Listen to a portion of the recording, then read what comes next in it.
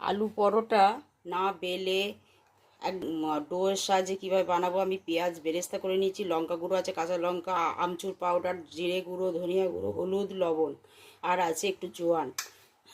আর আলুটা আমি সিদ্ধ করে নিয়েছি, এটা একসঙ্গে ম্যাশ করে নেব। আর নিয়েছি,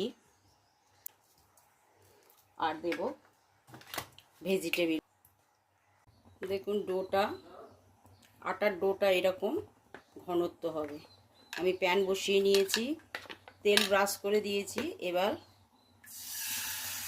ডোটা দিয়ে দেব।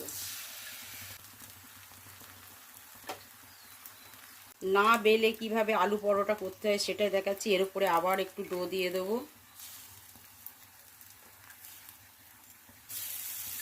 এবার আমি উল্টে দেব। এবার আমি একটু বাটার,